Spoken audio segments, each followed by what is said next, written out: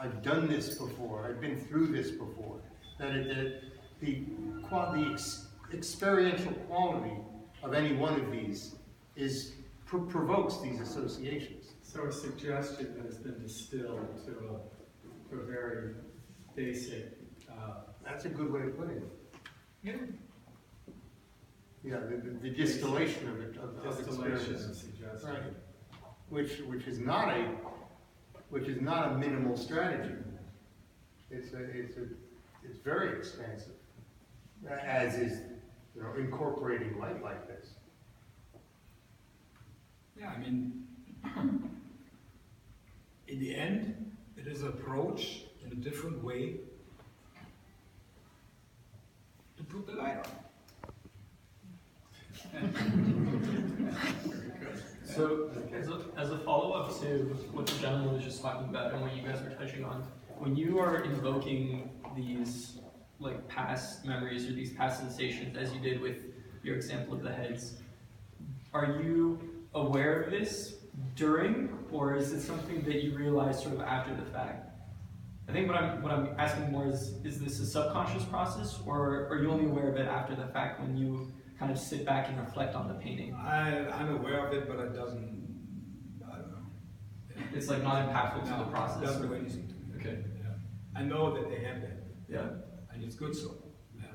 And don't ask me why, but it has it. It's actually our responsibility to reflect on it.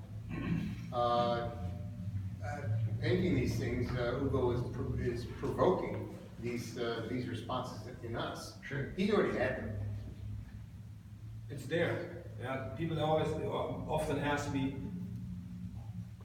again, how you do it, where's it coming from? I say, I don't know, it's there. You know, it's like, it's here. I'm not inventing my paintings. Yes. Yeah? Yeah. They're there. I just have to call them up. Right, right. Yeah. And that's the reason, yeah. You're summoning your expressions and your experiences and Yeah. letting us. Yeah. I think all great art is not their head thinking it. It comes from a place they don't know. That's all great art. The only thing I know is how to do them. Yeah? Not why. I know why I do them, because I can't do anything else. You know? And with this I was getting pretty good, so that's one thing. That's pretty much it. Yeah. Absolutely beautiful. Any other questions? Any questions? So you wrote back there in the entry that paintings shouldn't be on the wall. They're not for being on the wall. They're an act of war. It's not me, it's Picasso. I'm not coming up with crazy things. Then I'm going to ask you, is this a war within yourself? Is that No, look, You know, it doesn't I make just anything. wrote this down. Yeah, you have to ask Okay. Picasso. So I wrote this down for one reason. You want to hear the truth? I want the truth. Okay. You can't handle the So truth. It's getting rough now. Look, I learned one thing here in the US. Yeah? Yep. And that's not standing for everybody. Yeah? But especially California has a lot of designers. Maybe we should see So,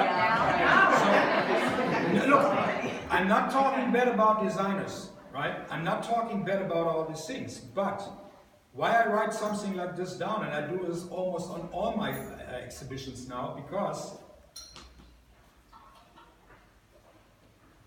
it comes from somewhere else than decorating over a sofa. Yeah? We had a very nice situation with Lorna last week. She told me, Udo, look, I have somebody for this big painting over here. And she was very excited. And so, yeah, maybe a sell. It's good, because we're here to sell, right? So, then the client calls back and says, yeah, I thought about the painting, but there's some yellow in there. And I told Lorna, look, I told my wife, don't put any yellow in there. Listen to me. Yeah. So now this is what it is. That's the reason I write something like this down, yeah? Because in the US, especially in California, I have a lot of questions about, can you do this painting for me in a smaller size? I can't. That's the reason I write this. Yeah. I'm not from California. That's just something you have to deal with. This is what I exactly comes with the territory. This is what I don't Yeah, exactly don't want to say. architects It's there. look, it's not. It's there's unfortunate. nothing wrong with Oh, I know, it. I know.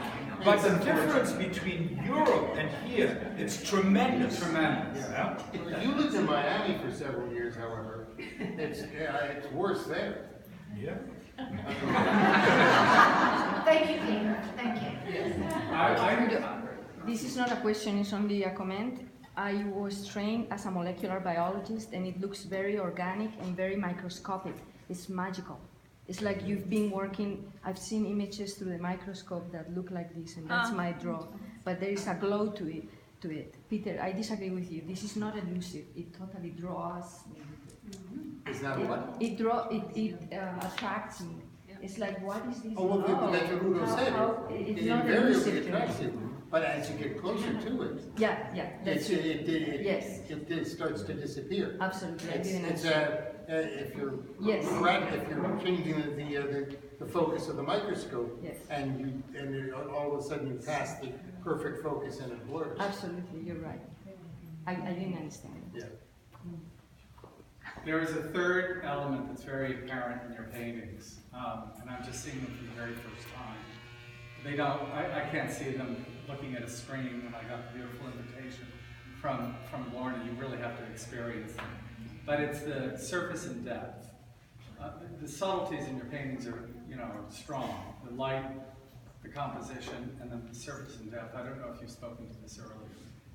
Yeah, that's when I was opening my canvases, when I cut the holes in there, Right. yeah, to give you a more three-dimensional feeling. Yeah, you're not looking only at the surface; you're looking into a painting. There's more depth in there.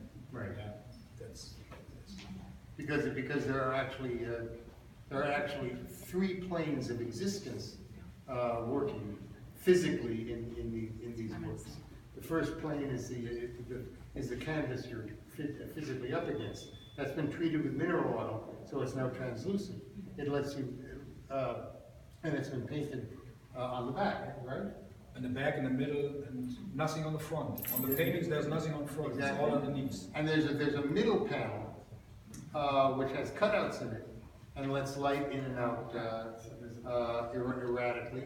And then a back panel that backs it all up. So you have It's a physical space in between. Right. it's a light and shadow play without the shadows. And I have a lot of them in our house, and it's 100% true. You see them in different light from the morning till the night. It's amazing. Yeah. So you see them at night here. Today it doesn't do it justice what it does in the morning to the afternoon to the night. It's phenomenal. Yeah, I would imagine different layers come forth and recede as the light in the space changes. I have a painting sitting in a collector's home in Miami. It's one stripe. It sits there for like 98 or 99. And every time when it gets really dark, that thing glows. And there's no, how is this, fluorescent color? Fluorescent color? It's not. It's just acrylic. Yeah. But somehow it does it. It holds the light when I don't know, it holds the memory of the light from the daylight. I don't know. Yeah. And again, I don't know how it is doing it, but it does it. And that's good enough for me. Okay? Thank you. Wow.